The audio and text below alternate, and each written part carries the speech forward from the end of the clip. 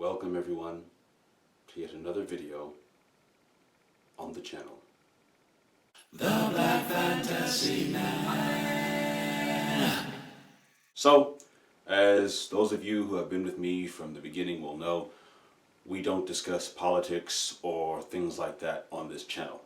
The purpose of this channel is specifically for the betterment of indies, more specifically indie authors, but just indies in general, and the struggles and things that they deal with, and helping them to overcome them, while also entertaining them, making them laugh, and having a channel kind of just for them. I don't find it useful to jump into the fray of a lot of these controversial things because there's plenty of other people that talk about them, cover them, deal with them, whatever the case may be. We don't need the headache. However, this is not a matter of politics or political affiliation, but justice, plain and simple. George Floyd. Over the course of the last week or so, that name has become ingrained into the American psyche. You would have to have lived under a rock to have not heard this name by this time. The news of his murder was covered on every major news station and all across YouTube crazily. And it's with that in mind that I'm not going to show the video or any snippet thereof or anything to do with the video because all of you guys have seen it, and for the select few who perhaps have not seen it yet, well, there are plenty of places where you can view it if you want to, but if you haven't at this point, then maybe you shouldn't. Neither am I going to waste time recounting the story because we all already know it. George Floyd was murdered by a police officer. Now, I know that that statement in itself might probably rub some people the wrong way. What can I tell you? As I said, it's a matter of justice and also injustice. George Floyd was murdered by a police officer.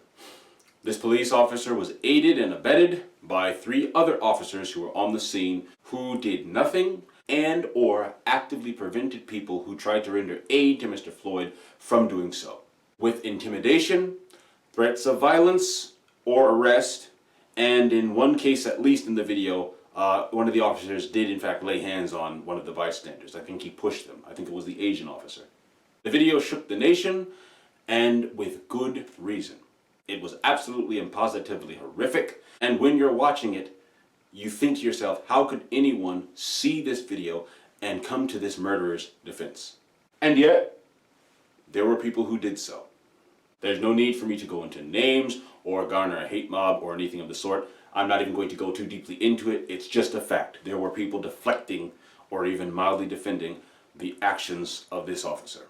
The whole case of the murder of Mr. Floyd provoked a larger question, however, concerning police conduct and police brutality.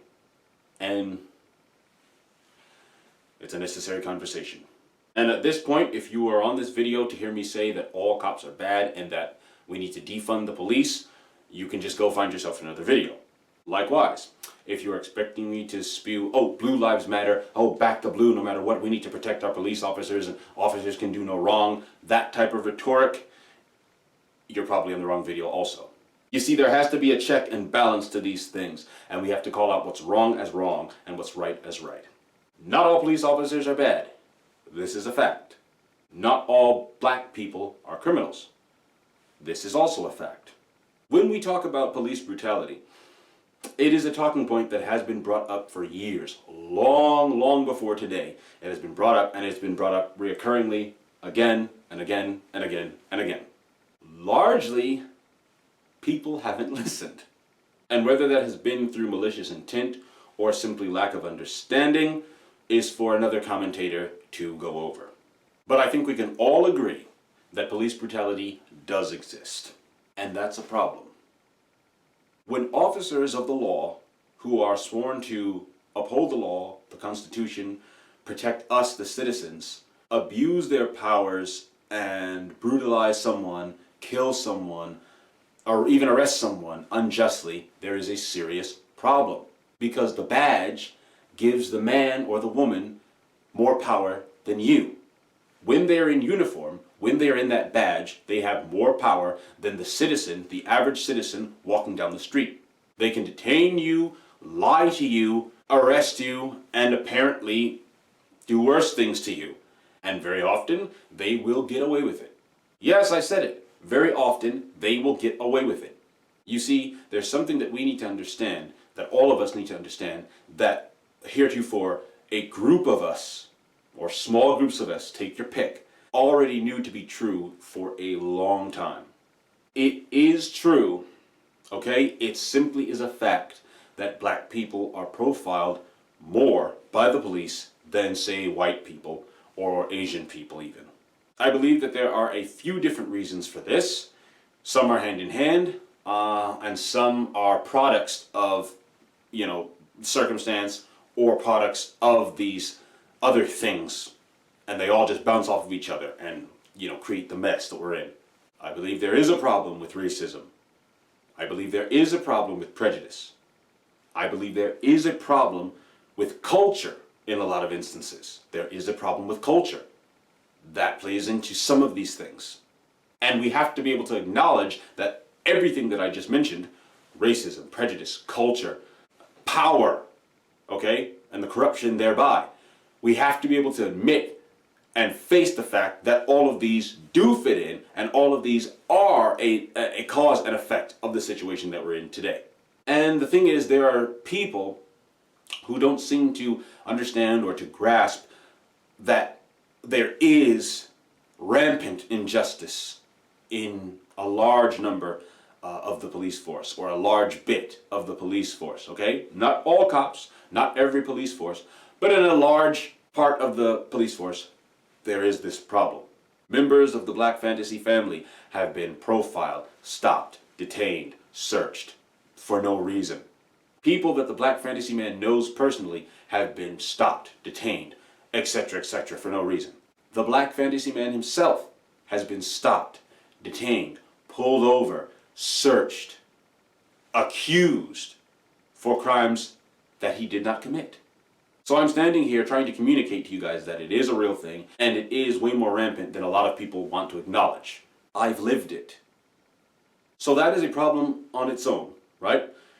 But then to add fuel to this already great fire of injustice, so often, far more than not, there is the exception, there is the occasional exception, as with any case, but far more often than not, these injustices, these grievances that happen to people like myself, people that look like this, go unresolved. That person doesn't get justice, okay? That person gets shot, killed, detained, accused, and convicted wrongly. It has happened to me. Not the shot part.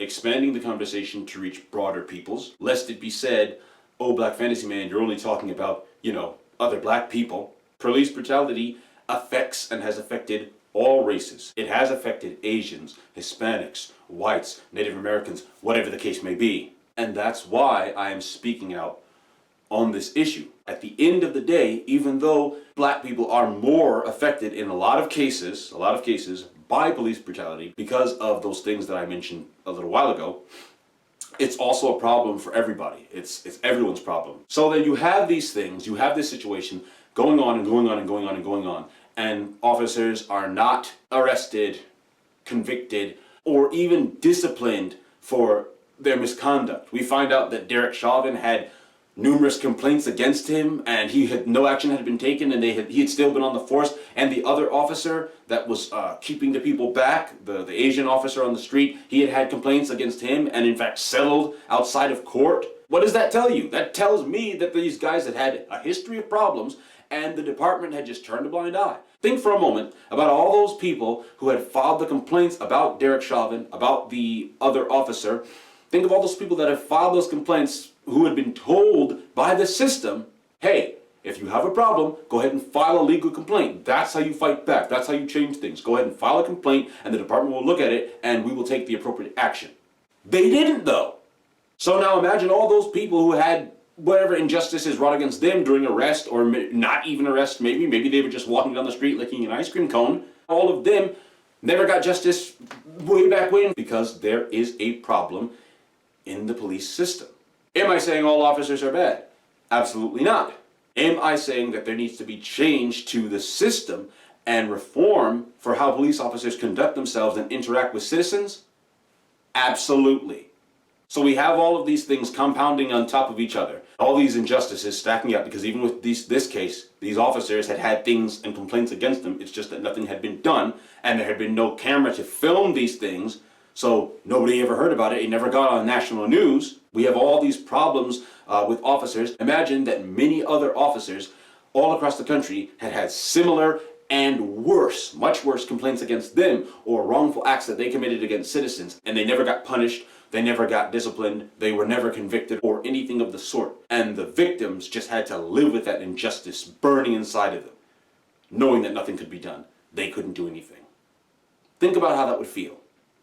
So then you have this graphic video of an officer kneeling on a man's neck for 9 minutes. It's a continuous video, 9 minutes, until the man dies. He was gone right there, I want people to realize, okay? And so now, with this most recent case, it seems that we've hit a tipping point. Large masses of the populace aren't going to stand for it anymore. And they are acting and reacting because there is a difference between the two. Some are acting in ways that are positive and some are reacting in ways that are negative. I have to address the riots. There's no way I could shoot this video and not say a thing about the riots. So, all these injustices, compiled one upon the other, have snapped large masses of the population, and they are out rioting, okay? There are plenty of peaceful protesters. There are plenty of more rowdy protesters, but protesters that aren't breaking the law. And then you have rioters, okay? Now I need to make something very clear. I, the Black Fantasy Man, do not condone violence against the innocent, violence against your community, violence against people that had nothing to do with it, okay? Wanton destruction and senseless violence is not the answer, and we need to do better than that. I condemn that in the strongest terms, okay? Yet, if we flip the coin, and I look at the other side, I can understand why people have reached the point they have. A lot of the people talking about the riots and this and that, all the riots are this, the riots are that, the rioters are all this, all the rioters are that, all the people are rioting, things like that, okay? If this was a fantasy novel, because we're authors here, right? We're authors and indie filmmakers and whatnot. If this was a fantasy novel or a fantasy movie or some epic sci-fi movie or whatever the case may be, and there had been people that had been treated unjustly for years and years and years and years by the higher-ups, and then one point they just came to a point where they were like, you know what? I'm tired of it. We're not taking it anymore. We're just going to riot and burn everything down. We're done being treated like this. 95% of these people, those people that I just mentioned, would be, it's about time. You can't keep oppressing people. It's about time they rose up against the powers that be. One of the most recent shows that I saw was Poldark, the Poldark series by PBS. I think it is. PBS does Poldark. It was in season 3 or 4, I believe, that the commoners, the common folk, rose up against the higher-ups, so to speak, and the people that were in control and treating them unjustly. The peasants were free to roam around, okay? They had freedom to go here, to go there, to plant, to eat, to go to work, right? They were free to do those things, but they were treated unjustly. And they were treated like that for generations, years, okay? Unjustly, and nobody was helping them. The higher-ups weren't helping them because the higher-ups were protecting each other. So one day, these people, these peasants, these commoners in Poldark actually rose up and rioted. And I think they did it more than once. They rioted a couple times. They rioted through the village. They rioted to the house of one of the higher up people. They rioted all the way to his house. They were like, we're done. And you know what? A large percentage of the viewers of Poldark were like, so I think we need to be careful when we just wantonly condemn everybody or large swaths of people with a few bad actors / wrongdoers. Because it is not everyone out there that's rioting. Not everyone that's protesting is rioting. Not all rioters are one race. That's also very important. You're being fed a certain narrative on the stations you watch, right?